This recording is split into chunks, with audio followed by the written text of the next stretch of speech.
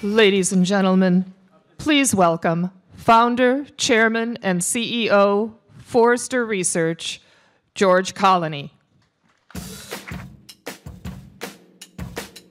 Everyone, how are you? Great to be here. Thank you, Salesforce, for inviting me to be here today. Wonderful to see everyone in San Francisco. I've actually never been to Dreamforce before. I call it, Benioff's barbecue. This is kind of cool. Very fun to be here. Very honored that Salesforce invited me to speak to you today. I got the message that I was going to be speaking at Dreamforce. I thought, well, I don't want to give some long-winded speech, too many words. So I want real clarity. I want brevity. But then last night I was sitting at home and I thought, there's some danger in brevity. I thought of the story of Mikhail Gorbachev. He was famous for his very, very long speeches. And near the end of the Soviet Union, he was giving a speech in Moscow to the international press. And he got up on the podium, spoke forth for an hour and 15 minutes, long, long speech. And then afterwards, he was doing one-on-ones with the world press. He had a one-on-one meeting with a young reporter from the London Times.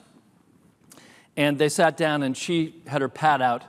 And she said, Premier Gorbachev, could you sum up the Soviet economy in one word? So he looked at her and said, good. She wrote that down, thought, it's a little dissatisfied, said, could you sum it up in 2 words? He looked at her and said, not good. So we'll have clarity and brevity today. We won't go so short that we don't have high clarity. I'm going to talk about winning in the age of the customer today. And just so you know, I'm George Colony, the CEO of Forrester. The customer is what Forrester is really focused on these days. And this is I want to talk about this age and how it's going to change how you all work. Here's my outline today. Number one, I'm going to describe in detail the new era of the customer. And I'm going to give you a lot of data that comes from Forrester's research. We survey about 85% of the world's GDP. We have the second longest running survey next to the US Census Bureau. So I'm going to give you a lot of data about the customers and about consumers, B2B and B2C today. So I'm going to describe to you in really close detail how this new era is unfolding. And this new era, that sounds rather dramatic, but remember, we had the era of manufacturing that was dominated by companies like General Motors early in the 20th century. Then the era of distribution, Walmart, Kresge's. Then the era of information, maybe we put Amazon in that group. We think we're entering a 20-year period where the customer will become very, very powerful. And that's what we call the age of the customer. So I'm going to describe this in close detail for you. Then I'm going to finish my remarks by talking about what you should do, what everyone in this room should do, how you should go forth given this emerging power of the customer. And by the way, I think a really nice small group today, so we can do Q&A. Hopefully I won't talk too much. I won't break the Gorbachev rule, but we will take some questions near the end of my presentation. So let's get into this. Let's talk about the powerful customer. We have a stupid graphic at Forrester. Thank God I did not bring it today. But it's we call it the teeter-totter graphic. And on one side, it shows the institutions, governments, corporations, universities, having all the power over the customer or the consumer. And we believe what's happening is that technology is moving this power, where the factors are moving power, away from those institutions and toward the customers. That teeter-totter, in fact, begins to move in the other direction, really bringing us into this nascent stage of the age of the customer. So the question is, what are the factors which are driving power away from institutions and toward the customer? The first one is interesting. I grew up in New Hampshire from a large family of 7 kids, and I remember we were very middle class. I remember going with my father to buy a car. And he would walk into the Ford dealership, he always bought Fords. He walked into the Ford dealership, and there was a Mercury Comet. Everyone's too young to know what that car was. But my father would walk up to that car, look it over, and he would look at the sticker in the window and look at the price. He said, that's the price I'm going to pay. He had no information about what the price of that car should be, what the dealer paid for it, what it was manufactured for, zero information about the actual pricing of the car. So the first factor that's driving the power toward the customer is this ability to precise with, I wouldn't say perfect precision, but with higher precision. I'm going to show you a graphic, get away from car industry for a moment and go toward travel. This is airlines, number of tickets purchased online. You can see a low number in the year 2000, and now well above 50% in 2013. And as we have seen ticketing go online, we've seen another factor in the airline industry. The price paid to the airlines, this is in miles traveled by the passenger, has gone down from 19 to 15 cents. So we're seeing this power, and we see this in the airline industry, this power of pricing begin to move over to the customer. That's one factor in the power, in how this customer is taking power from the institutions. So one, the ability to price. The second factor, I'll go back to my father going to that Ford dealership. He would walk in, he'd look at that Mercury Comet, and he had absolutely no idea how good this car was. There was no information about this car that he could readily grab. So the second factor, which is moving power, is what I call the ability to critique. And these will look like fairly low numbers, but they're growing quite fast. These are US numbers. 22% now consulting consumer ratings and reviews before buying, and 14% consulting friends and family. This is primarily through social media. And in fact, we find this lower number growing faster than the upper. Why would that be? Because there's more trust in friends and family. So this ability to critique, again, shifting power.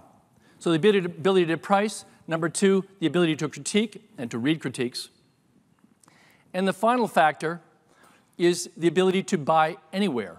In the US now, 18% of US adults online ordering products outside of the United States at every 3 months. And in fact, if you look at Europe, 27% of online customers in Europe are buying outside of their home country once every month. There's a very nice bookstore in Concord, Massachusetts, where I live, but I haven't been there in 10 years. I have the ability to buy books anywhere, and I do that. So the power of the customer is emanating from this ability to price, number one, the ability to critique, and finally the ability to buy anywhere, to move beyond the bounds of physical acquisition. So that's the first kind of big set of factors in this emerging growth of the customer. The second factor is that, and we see this data, I see this data all the time, and it just strikes me, that if you look at the generations right next to each other, there's extraordinary dynamism generation to generation in the way they behave. And I'm not going to bore you with looking at baby boomers and older boomers, et cetera, et cetera. I just want to compare for you the Y generation to the X generation in a few behavioral spots. And this is kind of obvious. This is Y gen spending 12% less time watching TV than the X gen. By the way, X gen is 28 to 40, and Y gen is 18 to 28. So 12% less time watching TV, kind of interesting, maybe kind of obvious. This is sort of obvious. 14% of the Y gen is spending more time than the X gen. So these are the obvious ones. Now, this is new data I'm about to show you. It's really cool because a year ago, the data we showed was inverted because we were only looking at offline. But now I'm going to give you some online data, which is really pretty cool. The Y gen is spending 30% more time listening to the radio. And a year ago, I would have reported that it was inverted, that Y gen was spending 30% less time listening to the radio because we were only listening to physical radio. But if you add in online radio and physical radio, interesting, Y gen is spending 30% more time than the generation just to its north.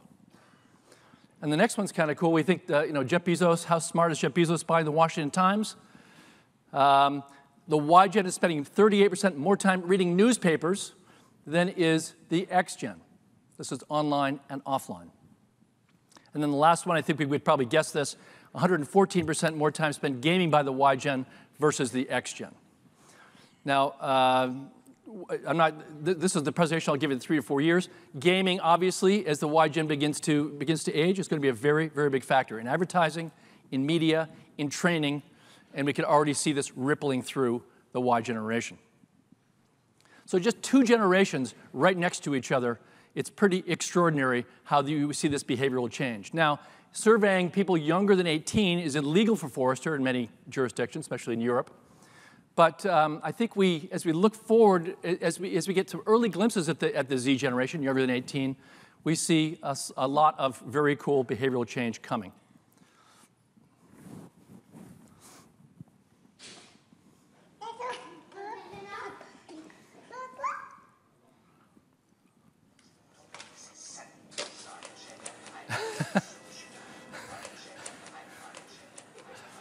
Oops.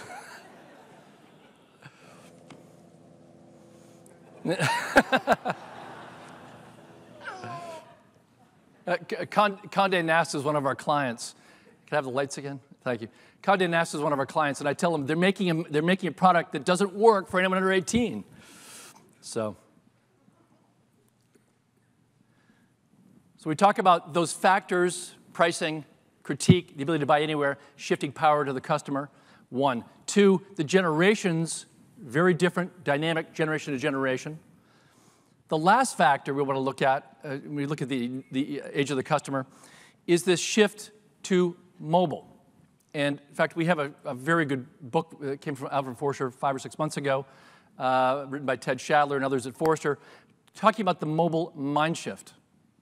And it is this concept that in the minds of especially the young Ys and the Zs, as they move through time and space, they want to be able to access anything at any time immediately. And we call that the mobile mind shift. There's actually a very important word in this term. The word is mind. It is in the mind. It is what they are thinking. It is what they are expecting. It is where they are going. I love these pictures. This is from St. Peter's Square in Rome. This is the year 2000. This is 2005. So this was a celebration in honor of John Paul II, the Pope who had just died. And this is what the scene looked like in 2005 in St. Peter's. Now roll the tape forward 8 years to 2013, when Francis I, the 312th Pope, was installed. And this is what the scene looked like in St. Peter's Square.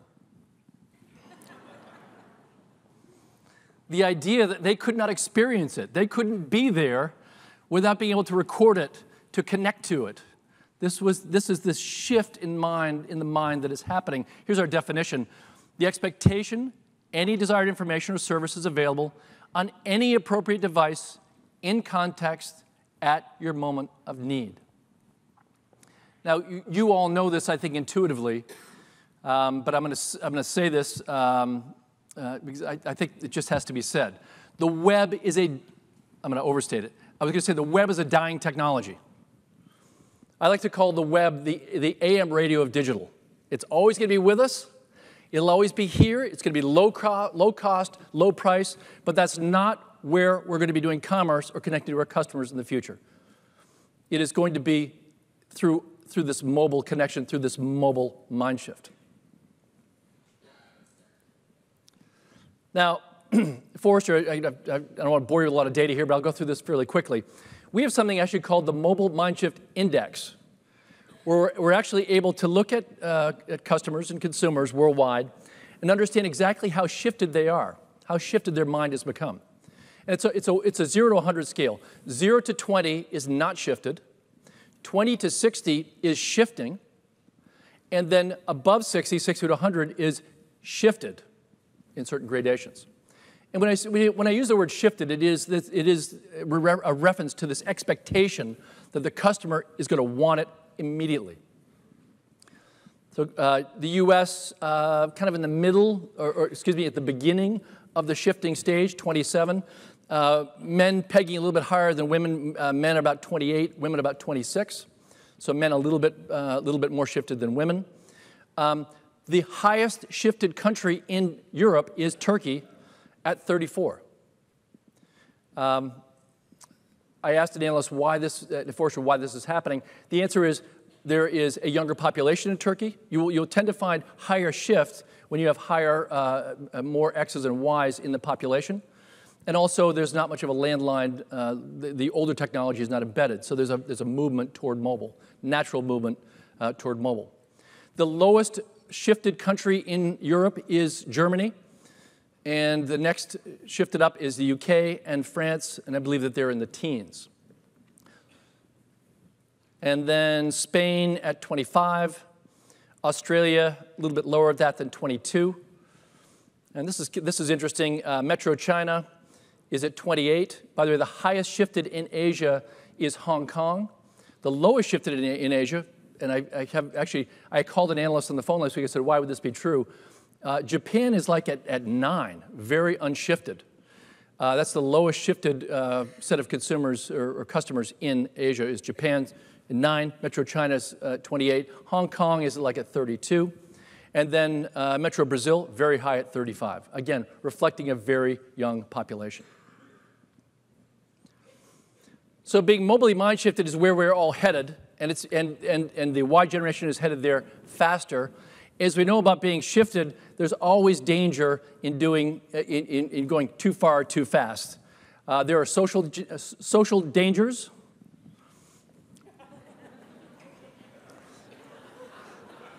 Somebody called this the cone of shame, or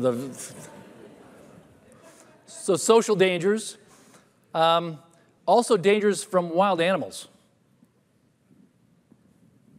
The bear left the clearing in the backyard there, and he made his way over to the driveway over on Mayfield. He came down that driveway, down Mayfield, and now he's on Briggs, and now it looks like he's turning into another driveway here. We're going to kind of maneuver around and see if we can get another shot. He's on his phone. There's a person walking right there. Okay, someone, a resident there. He just saw the bear. Also dangers in malls. Don't do it, no. She's okay. Then she gets out and all awkwardly walks away. Wow. Oh. Careful out there. Luckily, there's a new startup in New York City and Manhattan that's helping us with all of this.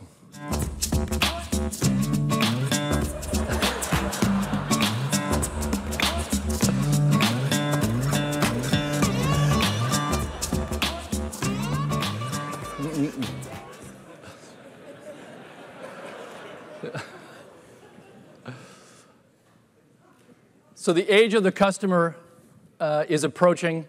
Again, the power shifting because of those technology factors, pricing, critique, and the ability to buy anywhere, number one. Number two, this movement toward mobility. And then the dynamism generation to generation. And we see this in all of our data, especially as we look at the young data. So here comes the age of the customer, which will change our companies and our work in many, many ways. Let's ask a question. What should you do? What should you do? What should your companies do? Where should you head, given that the age of the customer approaches? What should you do? And I really only have 2 pieces of advice for you today. You may forget everything else I talk about today, but you should remember these.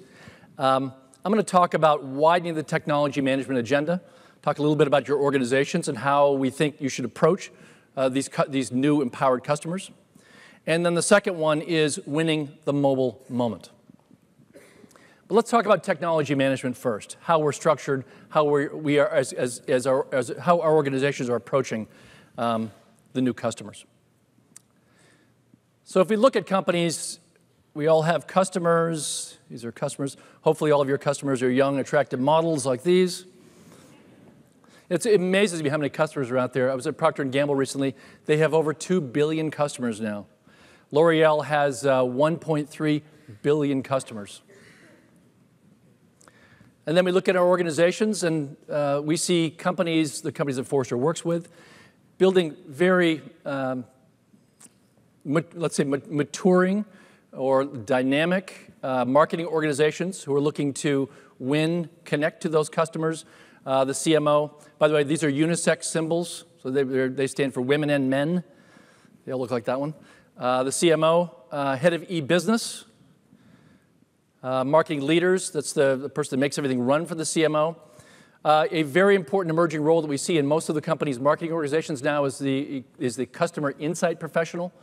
This is, Salesforce announced Wave, or Mark Benioff announced Wave today or yesterday. This is the person who's taking all that data about customers and trying to make sense out of it. A very powerful emerging role. I was at Macy's recently. Macy's is the biggest retailer in the United States. The CI executive there is this #2 most powerful executive at Macy's. So if you don't have a customer insight professional, you ought to think about forming that. Another very, very critical role, and one that is getting great power, is the customer experience professional. The largest forum that Forrester runs now is our CX forum in New York City, in California, and also now in Europe. And then often we will find a sales enablement executive at these companies. So these are the marketers who are looking to build what James McQuibby at Forrester calls building the customer bridge to connect to these very dynamic and more empowered customers.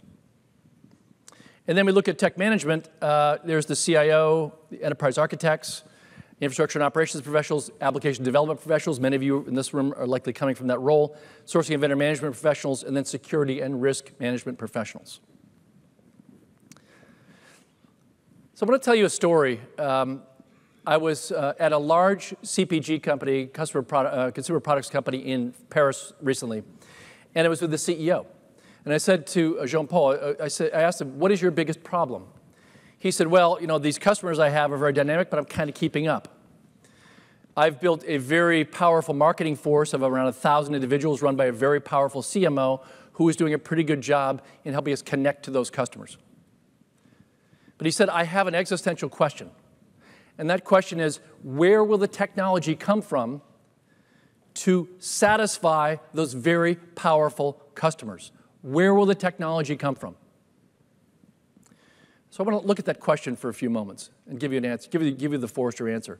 Here are a couple of answers that are out there. One answer is, someone's going to fly through a window with a cape on. This is the chief digital officer. And that person is going to have all the answers. They're going to come in, and they know exactly what the customer wants, and they're going to be able to fix it all. That's one answer that we hear out there. Another answer we hear is that there's going to be the other answer is, let's give it all to marketing. Give all the technology to marketing. They know the customer, let them have it. So the marketing technology officer. And in fact, I will tell you, if we look at Forrester's data, we are seeing I wouldn't call it a drastic, but an increase in spending on technology and marketing. We do see that. But the question is, to Jean-Paul's query, where will the technology come from? Will it come from the CDO? Does it come from the marketing technology officer? We think these are the wrong answers. If you look at the CDO will give you a short burst of advantage of understanding of these customers. But ultimately, that CDO, we've seen this many times, General Motors in year 2002, colliding with the CMO and the CIO. So we don't believe the CDO is the ultimate answer. How about the marketing technology officer? The fact is, technology is really complex. To give it to marketing, that yes, they will tune it in the right direction for customers, but they will not get the technology right ultimately. I'll talk about that in a few moments. So Forrester does not believe this is the right solution. This is our answer, and I would call it, let's call it the best worst answer to this question, where will the technology come from? If you look at the CIO for a few moments, we believe that the CIO has a critical IT agenda. When I use the term IT, I'm using that specifically to refer to the internal technology at a company. So that would be the supply chains, the financial systems, the regulatory systems, the desktops. All of that is very, very critical to companies. Companies go out of business in seconds without that. I mean, a bank would go out of business in minutes. Amazon would go out of business in seconds without fantastically high-functioning IT. But in addition to the IT agenda, Forrester believes that the CIO must also build what we call the business technology agenda. And business technology is very simply defined as the systems, processes, and technologies to win, serve, and retain customers. So I've just said something that you may consider to be quite radical. And my radical statement is, the CIO is not on the sidelines for this battle for the empowered customer. The CIO is in this game and must have the abilities to understand the customer, to understand what technologies are appropriate for the customer, and then the other executives working for the CIO must also have a large portion of their agenda be devoted to business technology. The enterprise architect, probably the same amount as the CIO, somewhere in the area of 50%. Infrastructure and operations, probably less so, maybe the area of 30%. Application development, A very big role in BT. We think that's in the area of 60% would be BT. Sourcing and vendor management, probably 35, 40%. Security and risk management. If you work at Target or if you work at Home Depot, this is big. This is not about obviously the firewalls are critical around the business, but the privacy of the customer now becomes paramount, and it's in the hands of the security and risk management professional. So this is the idea that the technology management executives are not out of the game, they're in this game. Now, I was at a large financial services company in New York City, not a bank, an insurance company, recently. And we were in a conference room. I was with the CIO, the CMO, and the customer experience professional. And we got to this point. I was drawing on the board madly on a whiteboard talking about this. And I got to this point. I looked over at Amir, the customer experience professional, and he was looking at me with this look of absolute horror, dread. And I said, Amir, what's the deal? And he said, holy crap. You have just said the CIO is going to own the BT agenda. That is going to be a disaster for our insurance company. And I said, I'm not finished yet. Because as you look at these marketing executives, let's look at the CMO for a moment, we believe they also will have responsibility for the business technology agenda. So the CMO, obviously traditional marketing, campaigns, et cetera, but they will also have responsibility to conceive, design, and to tend to the business technology agenda, and that will be true for all the other executives in marketing and strategy. So again, you may look at this and go, oh, this is like breeding cats and dogs. This will never happen. This is very difficult. But I will tell you, if we look at companies who are doing it right, who have a high customer experience index, whose customers they're winning these customers, they're retaining these customers, this is where the action is happening, in this center space. I know it's difficult. I know it's hard for the CIO and CMO to speak the same language. But this is where the real action is happening. This is where it is. This is where it's kind of happening through task forces. I mean, believe me, Forrester, we are spending 24 hours a day helping the CIOs and CMOs in these two groups try and make this work, because this is really where it's going to happen. So I'm going to ask a question to the audience now. I just want to get a raise of hands.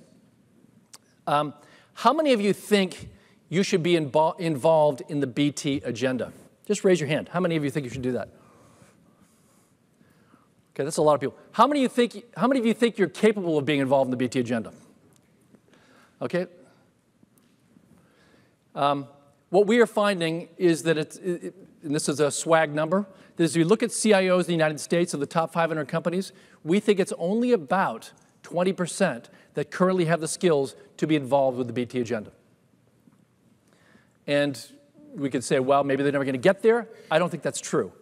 I think the CIO and these other executives have to get into the game. I'll tell you how this is happening. Just a couple of companies.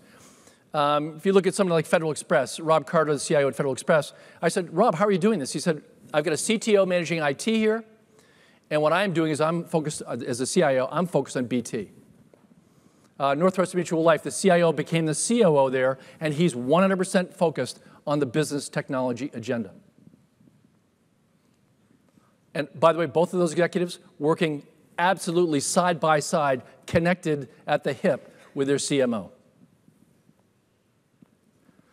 So as we look forward at budgets, I often get the question, gee, where will the money come from for the BT agenda? I mean, IT takes all of our money today.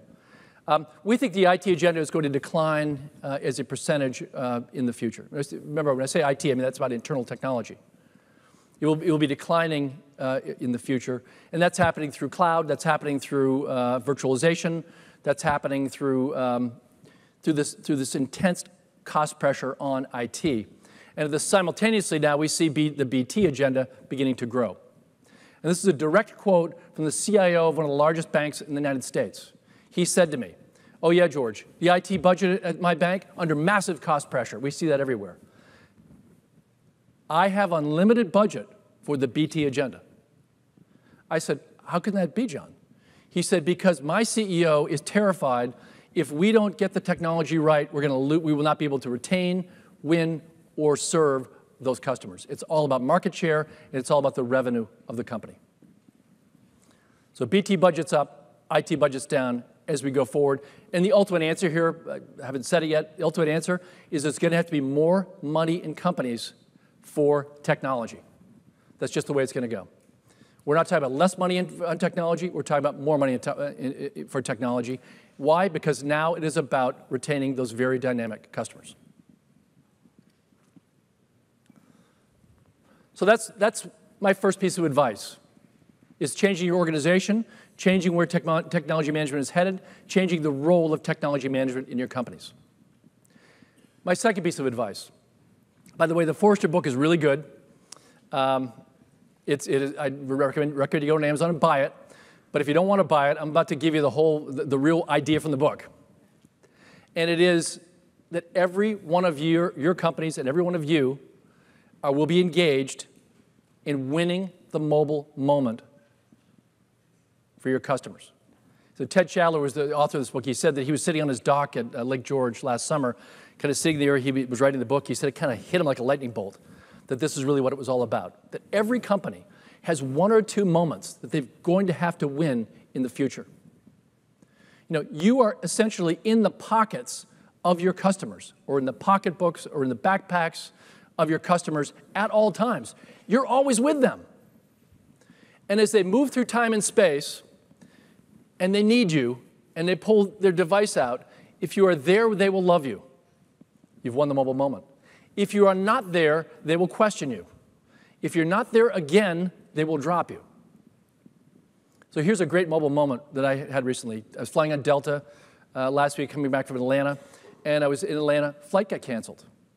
I pull out my phone. I go on the Delta app, and the Delta app, the first thing I saw on the app was, your flight's been canceled. Here are 3 other flights that you can book. Click one, and you can book it immediately. They won the mobile moment. Delta figured it out. By the way, if you're tracking Delta at all, their customer experience index has been moving up steadily for the last 3 years, as has their stock price. So let's talk for a moment about mobile moments.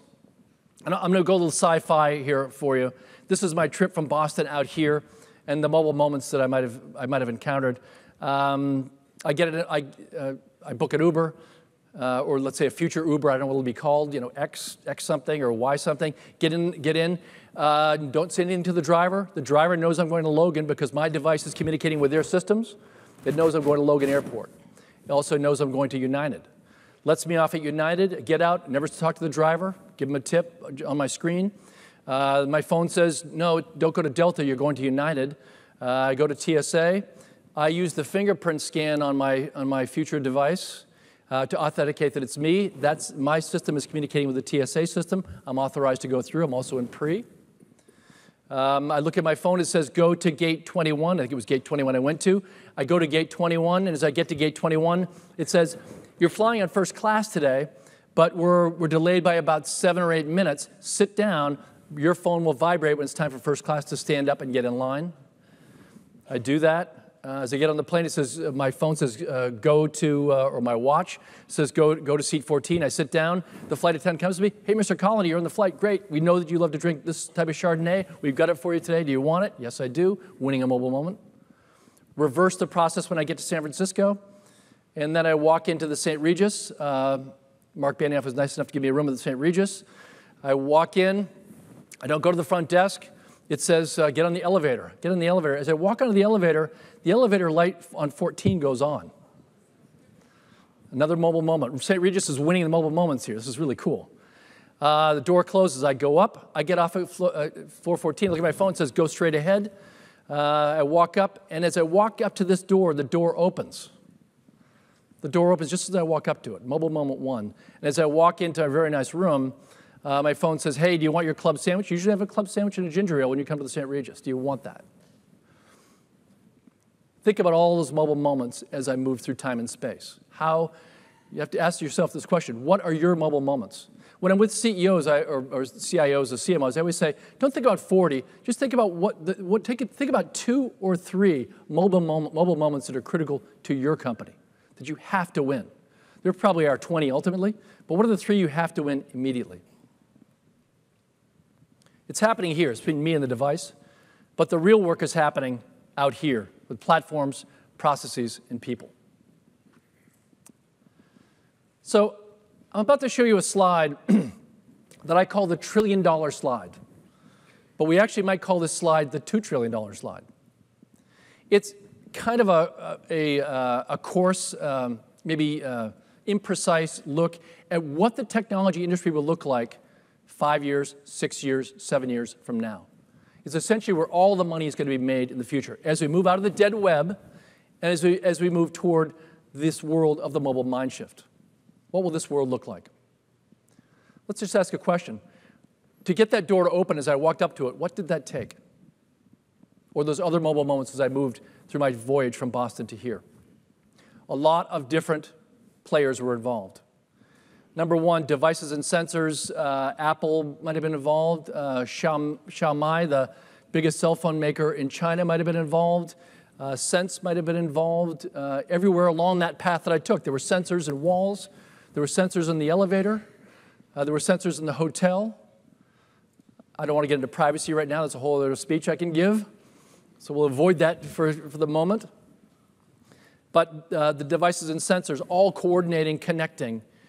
This is a very big starting point for the mobile moment. Also, I'm staying at a hotel where I'm flying United Airlines because my friends and family recommend it. Remember, I went back to going back to critiques, how critiques are propelling the power of these customers. So social, also a very big part of this. Walking down the streets of Paris, my phone or my Apple Watch getting a haptic interface in the Apple Watch saying, this restaurant to your right is loved by 5 of your friends, or maybe one of your best friends loves this restaurant. So social feeding into the mobile moment. Smart products, Nest, Fitbit, Withings. Does anyone have a Withings scale out there? That's like my favorite new toy. It's actually not that new anymore, but it's a scale that you stand on. It's a little bit humbling because you stand on it in the morning. You see your weight, and your weight it's a Wi-Fi in the scale, so it is tweeted out or it is Facebooked out. You can choose which ones go out and which ones don't. But as you're moving through time and space, what smart products should your company make? I was giving a speech in Paris recently, and a guy I showed this slide. After this guy came up to me, he had if you all live in the country, have to water your lawns. But this guy had a Wi-Fi lawn watering system, which was totally controlled from the device. So this is just going to be, we saw the valuation on Nest. Google bought them for $2 billion, ridiculous. But this is going to be, should your company be in that business? Smart products are going to be everywhere in our lives. In this room, let's say 5 years from now, there are going to be between 100 and 300 internet-connected devices in this room. Not in our bodies or in our briefcases, but just in this room. Every speaker, every plug, everything. Many smart products will be directly in this room. And then public as a service capabilities. This would be Amazon or PayPal or Google. There's actually an analyst at Forrester, which is very cool. She spends her time tracking what governments make available, the data governments make available to companies to be able to feed into their mobile moments. A very critical aspect of being able to give a mobile moment at exactly the right time. GPS would be another example of this. And then I know that we're all very interested in Salesforce. And this will look like a simple slide, but I'm going to riff on it for a few seconds. If you think about mobile moments, in our companies, we have systems of record. Those are our databases of our customer records, and we all have these. They're contained deep in the bowels. So if you remember my structural slide, it's deep in the bowels of IT somewhere.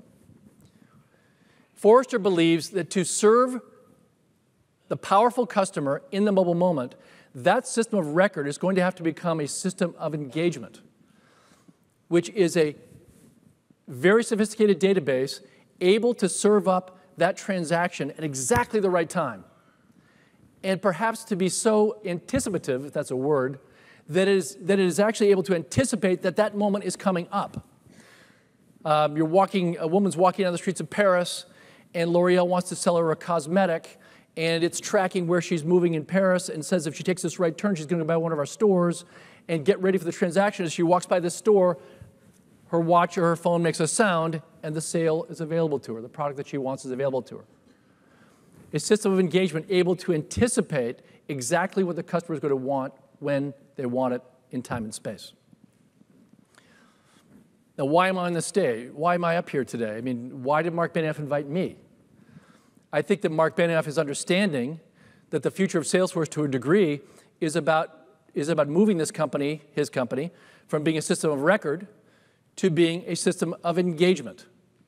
I'm not exactly sure how that's going to work or how it can get there, but we do know that this is a developing, accurate view of the customer, and could it be used to be able to hit that moment of that mobile moment. If you look at Wave that was announced, I guess by Mark yesterday, around analytics, you cannot hit that mobile moment unless you have the ability to analyze and have that data to be able to anticipate exactly what the customer will want as they move through time and space. So system of engagement, it's a simple concept. But if the system of engagement if there's an attempt by marketing to build a system of engagement, that is going to be unsuccessful. This is a very complex technology. That's why you need technology management, the CIO, and the CIO's team working with the CMO to build that system of engagement. But all of these technologies feeding in to the mobile moment. If you want to get rich, get onto this slide. This is where the money will be made over the next 5 years. So just to sum up for you, age of the customer approaches, powerful, dynamic, and mobile.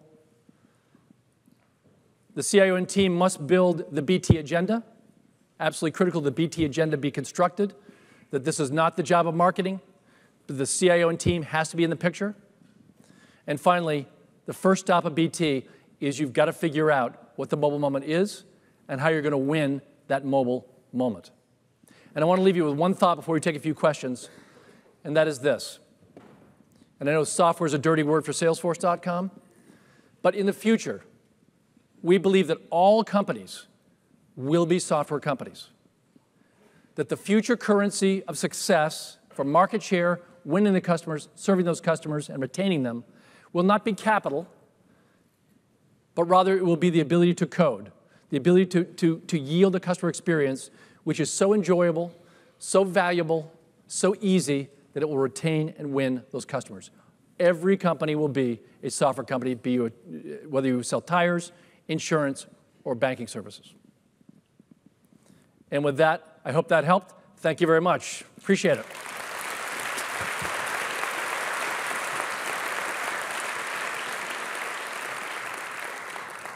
And now questions.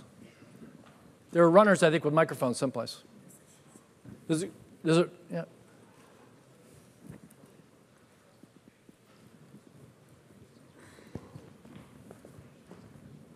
Hello? Yep.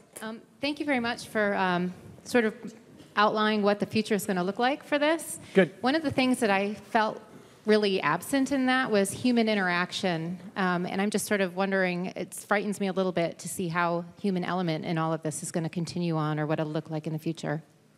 Well, remember I talked about social being, hold on to the microphone for a second, I want to ask you a question.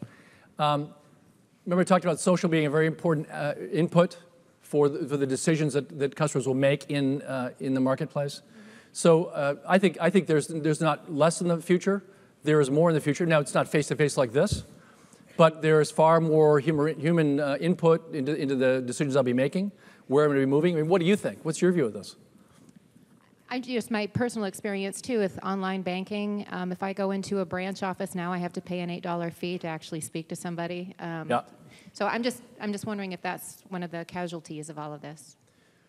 I think that we are in the renaissance of letter writing of mankind. We're in the renaissance of human connection of mankind. This is not, yeah, we may not be face to face at all times. That little girl was playing with her iPad, right? But we're the ability to, the way we could communicate, I think, is increasing, not decreasing. That's my view. My son, who's 26 years old, just moved to New York City, and he was on his phone. And he called me and he said, I want to open a bank account. And I said, well, you see that like Chase Manhattan place next to you? Walk in there, you open a bank account. He said, no, I want to do it right on my phone. I don't want to talk to anybody anywhere. I just want to open it on my phone. He actually ended up signing up for Venmo. Does anyone ever know what Venmo is?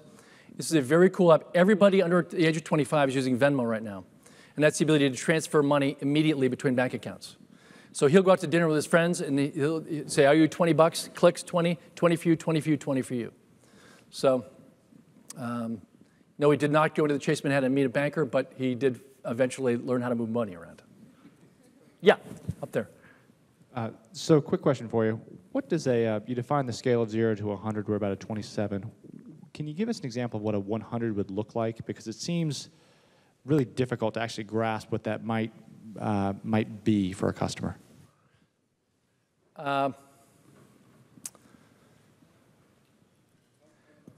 Well, give this guy a microphone. Excuse me, the microphone? Give me a microphone? Yeah. Way down in the front here. I just noticed that the author of the book is right here. And he's a lot smarter than I am. That's a great question, Ted Shadow. I'm talking tomorrow at 12 o'clock. Thanks, George. So when you measure an index, you want to bracket it from 0, which is nothing, to max. And max in this case would be you live only mobile. You live from multiple locations on multiple devices with high expectation to do all your interactions on a mobile device. So that's a little out there, as you might imagine. But that would be 100, a completely empowered, enabled, engaged, multi-device, multi-location consumer. Japan is a 9 because all they use is smartphones. They only use one device. It's a little bit counterintuitive here. More devices means higher index, right? But you have to remember that phones, sorry, I'll say one thing. Yeah. You have to remember that phones are a lean-in activity. Not everybody wants to be leaning in at all times. There's a lot of lean-back activity, like in front of a television, where a tablet makes a huge difference. So in our definition of the mobile mind shift, both kinds of activities have to be part of the story. When is your session tomorrow? It's 12 o'clock, Intercontinental Hotel, 5th floor, 12 o'clock. Go to it. It's going to be great. Another question? Or no questions? Yeah, okay, good.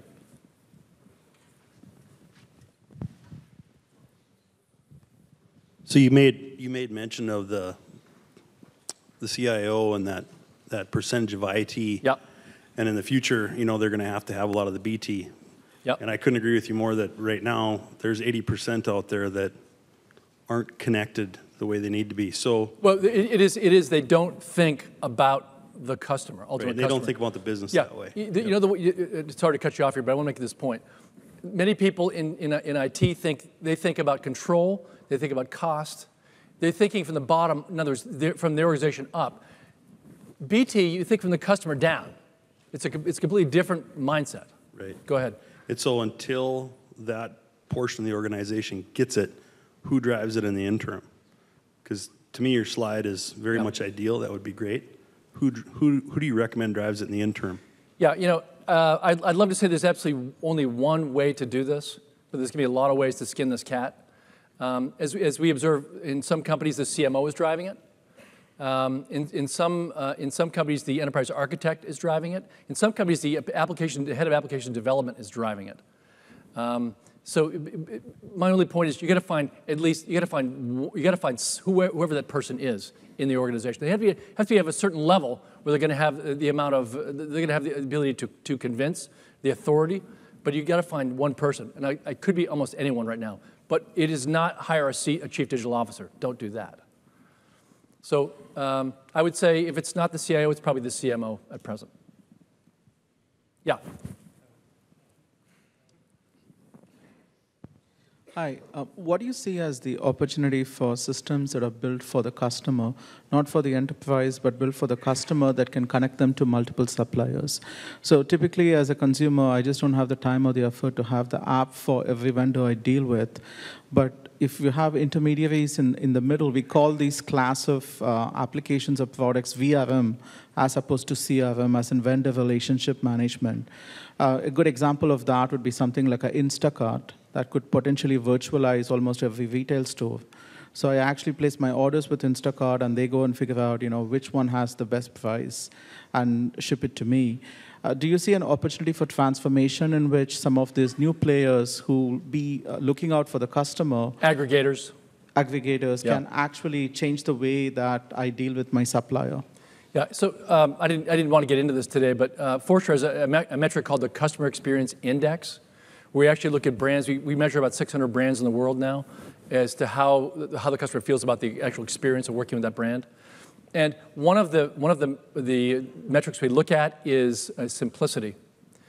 The fact is, if you've got to have 300 apps on your phone for all those mobile engagements, for all those mobile moments, it's untenable. It's not going to work. So if you remember my $1 trillion slide, there will be someone who approaches to aggregate a number of those applications to make it simpler. And I want to underline that word. If you can make it simpler, you're going to win more mobile moments. It's because it's just going to be too complex. There's going to be too much competition here. So I think if you look at the $1 trillion slide, that's a good opportunity if you want to make some money. Yeah. Going back to your mobile moments walkthrough, I felt like it took away a lot of personal choice and opinion. So like with a small child, if you're constantly anticipating what they need, they don't learn how to speak because they don't learn how to ask for what they need. I feel like your example kind of took away the person's ability or need to ask for things and therefore not try new things or experience outside of their scope. So maybe it would make me incurious? Yes. Yeah, so sort of a zombie walking through the hotels, go here, go there. Right. So this will be a very personal answer. If you could take all the drudgery out of my life, that makes me think about the higher level things.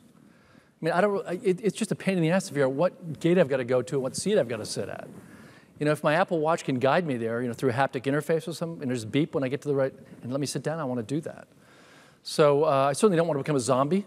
I want to be able to care for myself and find where I'm going, but a lot of that stuff is just unnecessary. But again, this is my personal view of this.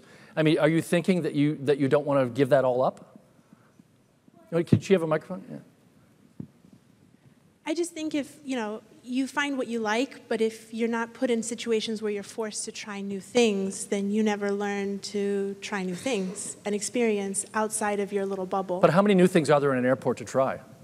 Well, I'm not talking about an airport, but I'm just saying overall, just everything. Yeah, I mean, like walking down the street and passing by L'Oreal, and the order's already ready. But what's to stop her from going into a different store and trying a different product? It's a bit like privacy, right? As we look at the behavior of the Y generation, there's an ADD thing going on here, right? So yeah, they may do that for a little while. Like I was just with, I'm on the board of a prep school, and I was with like 1,000 of these kids last week, and I said, "What are you all using for social?" No one's using Facebook anymore. So they're moving too fast, right? They're not going to stay with one thing and stay with it very long. They're going to move to something else. So that's when I talk about the dynamism of this generation. That's really fundamental to this. So I don't think I'm not worried too much about us becoming too ingrained. Okay. Put it that way. Thank you. Maybe one last question, real quick. Yeah. Hi. I think you mentioned at the beginning of the presentation that I think it was 18% of consumers are buying products outside of the US. Yeah. I just wondered, in your view, what will be the leading thing that causes that globalization to increase? Will it be something like a cryptocurrency like Bitcoin that creates kind of parity for currencies across border that allows us to purchase more? I would say shipping rates and pricing would be the two major factors. As long as those are very tenable, and the price is an improved price from what you can get locally, then you will see this movement overseas.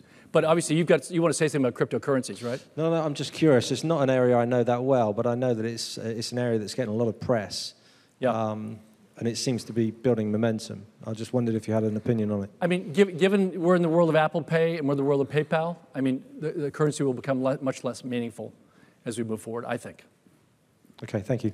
And then with that, I'll stop. Thank you very much. Thank you all for coming. Have a great Dreamforce. Thank you.